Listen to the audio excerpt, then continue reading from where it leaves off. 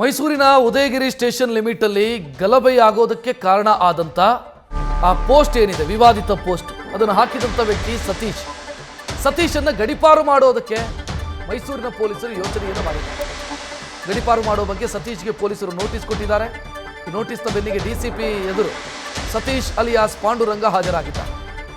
ವಕೀಲ ಆಮಾ ಭಾಸ್ಕರ್ ಜೊತೆ ಖುದ್ದು ಹಾಜರಾಗಿದ್ದಾರೆ ಸತೀಶ್.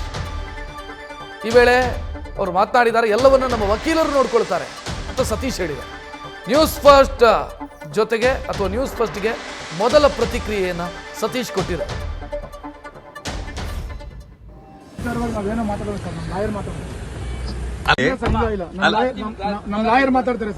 ಅಲ್ಲ ಸರ್, ಈಗ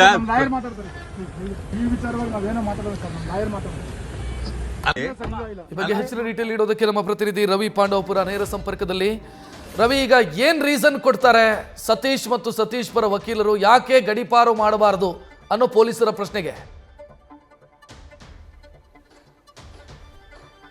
ರಕ್ಷತಾ, ಪ್ರಮುಖವಾಗಿ ಇವತ್ತು ಮೈಸೂರಿನ ನಗರ ಪೊಲೀಸ್ ಆಯುಕ್ತರ ಕಚೇರಿಗೆ ಉದಯಗಿರಿಯ ಪೋಸ್ಟ್ ಹಾಕಿದ್ದೆ ಅನ್ನೋ ಆಪಾದನೆಯನ್ನು ಹೊಂದಿರುವಂತಹ ಸತೀಶ್ ಅಲಿಯಾಸ್ ಪಾಂಡುರಂಗ ಅವರನ್ನ ಕರೆಸಲಾಗಿತ್ತು. 2 ದಿನಗಳ ಹಿಂದಷ್ಟೇ ಸತೀಶ್ ಅವರಿಗೆ ಪೊಲೀಸ್ ಆಯುಕ್ತರು ನೋಟಿಸ್ ಅನ್ನು ಜಾರಿ ಮಾಡುವಂತ ಕೆಲಸಕ್ಕೆ ಮುಂದಾಗಿದ್ದಾರೆ. ಈ ಒಂದು ಅಂದ್ರೆ ನೀವು ವಾಸ ಇರುವಂತಹ ಕಲ್ಯಾಣಗಿರಿಯಿಂದ ನಿಮ್ಮನ್ನ ಗಡಿಪಾರು ಮಾಡಬೇಕು, ಹಾಗಾಗಿ ಇದಕ್ಕೆ ಸಂಬಂಧಪಟ್ಟಂತೆ ನಿಮ್ಮ ಉತ್ತರ ಇದ್ದರೆ ನೋಟಿಸ್ ಮೂಲಕ ಉತ್ತರಿಸಲಿಕ್ಕೆ ಇವತ್ತು ಖುದ್ದು ಹಾಜರಾಗಬೇಕು, ಇಲ್ಲದೇ ಇದ್ರೆ ಏಕಪಕ್ಷೀಯ ನಿರ್ಧಾರವನ್ನು ತೆಗೆದುಕೊಳ್ತೀವಿ ಅಂತೇಳಿ ನೋಟಿಸ್ ಅನ್ನ ಜಾರಿ ಮಾಡುವಂತ ಕೆಲಸಕ್ಕೆ ಮುಂದಾಗಿತ್ತು. ಇದಕ್ಕೆ ಸಂಬಂಧಪಟ್ಟಂತೆ 1 ಗಂಟೆಯ ಬುಲೆಟಿನ್ ಅಲ್ಲಿ ನ್ಯೂಸ್ ಫಸ್ಟ್ ವಿಸ್ತೃತವಾದ ವರದಿಯನ್ನು ಕೂಡ ಬಿತ್ತರ ಮಾಡಿತ್ತು. ಈಗ ನಗರ ಪೊಲೀಸ್ ಆಯುಕ್ತರ ಕಚೇರಿಗೆ ಈ ಆಪಾದನೆಯನ್ನು ಹೊಂದಿರುವಂತಹ ಜಾಮೀನಿನ ಬಳಿಕ ಮನೆಗೆ ತೆರಳಿದಂತಹ ಸತೀಶ್ ಅವರು ವಕೀಲರಾದಂತಹ ಆಮಾ ಭಾಸ್ಕರ್ ಅವರ ಜೊತೆ ಆಗಮಿಸಿದ್ರು.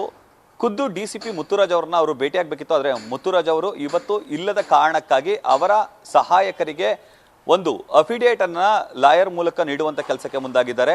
ನನ್ನ ಮೊಬೈಲ್ನಲ್ಲಿ ಯಾವುದೇ ವಿವಾದಿತವಾದ ಪೋಸ್ಟ್ ಅನ್ನ ಹಾಕಿಲ್ಲ, ನಾನು ಈವರೆಗೂ ಕೂಡ ನಾನು ಅಂತಹ ಪ್ರಚೋದನಕಾರಿ ಕಾರ್ಯದಲ್ಲಿ ತೊಡಗಿಲ್ಲ, ಆದರೂ ಕೂಡ ನನ್ನನ್ನು ಬಂಧಿಸುವಂತ ಕೆಲಸಕ್ಕೆ ಮುಂದಾಯಿತು. ನಾನು ಜಮೀನಿನ ಮೇಲೆ ಈಗ ಮನೆಯಲ್ಲಿದ್ದೇನೆ, ಅಂತಹದ್ರಲ್ಲಿ ನನ್ನನ್ನು ಗಡಿಪಾರು ಯಾಕೆ ಮಾಡಬೇಕು ಅಂತೇಳಿ ಈಗ ಸತೀಶ್ ಅವರು ಪ್ರಶ್ನೆಯನ್ನು ಎತ್ತಿದ್ದಾರೆ. ಜೊತೆಗೆ ನಗರ ಪೊಲೀಸ್ ಆಯುಕ್ತರಿಗೆ ಹಾಗೂ ಡಿಸಿಪಿ ಉಪ ಪೊಲೀಸ್ ಆಯುಕ್ತರಿಗೂ ಕೂಡ ಮಾಹಿತಿಯನ್ನು ನೀಡಲಿಕ್ಕೆ, ಜೊತೆಗೆ ಮನವರಿಕೆಯನ್ನು ಮಾಡಿಕೊಳ್ಳಲಿಕ್ಕೆ ಖುದ್ದು ಲಾಯರ್ ಅವರ ಜೊತೆ ಆಗಮಿಸಿದ್ರು. ಆದರೆ ಡಿಸಿಪಿ ಸಿಗದ ಕಾರಣಕ್ಕಾಗಿ ಅವರು ಬರಿಗೈಲಿ ವಾಪಸ್ಸನ್ನು ಹೋಗಿದ್ದಾರೆ.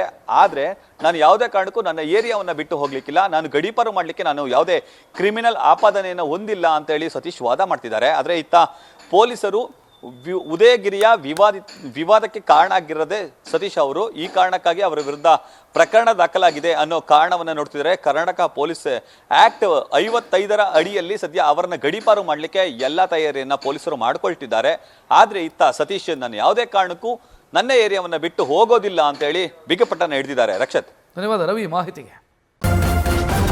ನ್ಯೂಸ್ ಫಸ್ಟ್ ನಿರ್ಭೀತಿಯಿಂದ ನಿಮ್ಮ ಪರವಾಗಿ.